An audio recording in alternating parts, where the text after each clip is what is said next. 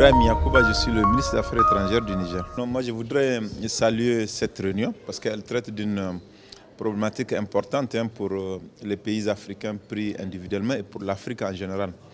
Au niveau des pays africains pris individuellement, particulièrement s'agissant du Niger, c'est une problématique que nous traitons avec beaucoup de sérieux et beaucoup d'impact, puisque vous savez que le Niger est l'un des principaux pays de transit de la migration vers l'Europe, notamment à cause de la frontière que nous avons avec la Libye. Il y a un an seulement, nous étions entre 100 000 et 160 000 Africains qui passaient par le Niger pour espérer aller en Libye, puis éventuellement en Europe. Donc c'est une question particulièrement importante.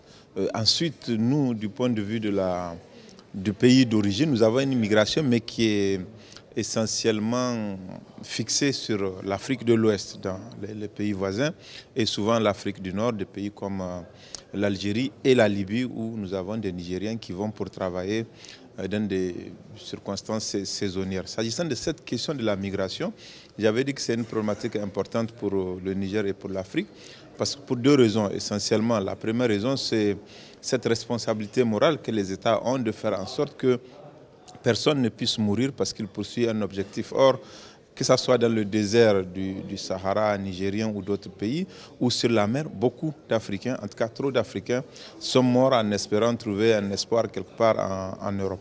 Et deuxièmement, il y a des raisons sécuritaires qui font qu'au Niger, nous nous sommes intéressés à la question de la migration. C'est que vous savez qu'au-delà de l'aspect individuel qui touche chaque être humain, il y a un réseau mafieux autour de la question de la migration irrégulière. Et ces réseaux mafieux sont interconnectés, en tout cas pour ce qui concerne le Niger. Ils sont en lien avec les narcoterroristes et ils sont surtout en lien avec les trafiquants d'armes. À partir de la situation qui est intervenue en Libye il y a aujourd'hui 6 ans, après la chute de Kadhafi, il s'est développé un grand trafic d'armes qui est soutenu et supporté par les trafiquants de migrants. Nous avons voulu briser cette connexion criminelle entre les trafiquants de migrants et les trafiquants d'armes, et c'est pour cela que nous avons pris des mesures pour contrôler le flux de migration irrégulière, pour faire en sorte que cette connexion ne puisse pas prospérer et constituer une menace pour notre pays. Mais au-delà, ce qui se pose, c'est la question du développement. Comment est-ce que les pays africains vont créer la richesse, vont créer les potentialités et les opportunités économiques pour qu'aucun Africain ne puisse prendre le risque d'aller mourir en espérant aller en Europe. C'est une réponse africaine. C'est pour cela d'ailleurs que Sa Majesté a été désigné comme champion de la question de la migration. C'est que l'Union africaine, au cours du 28e sommet, a considéré que beaucoup de pays prenaient ou mettaient en place des politiques assez isolées sur la question de la migration.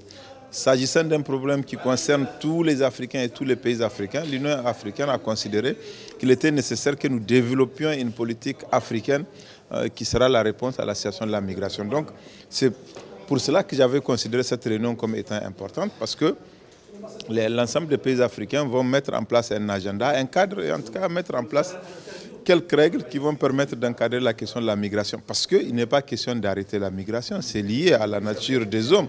C'est une richesse pour les pays d'origine et même pour les pays d'accueil. Ensuite, il y a cette image un peu fausse qui fait croire aux gens que la majorité des migrants sont africains, et que la majorité des migrants ne visent et ne veulent qu'aller qu'en Europe ou en Amérique du Nord. L'essentiel des Africains reste en Afrique et l'essentiel de ceux qui vont dans la migration ne sont pas africains. Le pourcentage est assez modeste. Donc il y a un vrai problème de développement. Il y a une nécessité de produire une réponse concrète à ces questions-là. Il faut agir, il faut investir dans le développement. Il faut que dans chaque pays, nous créions les opportunités pour les jeunes. Ceux qui prennent le risque de partir en Europe, ils n'y vont pas parce que l'Europe c'est joli ou pas.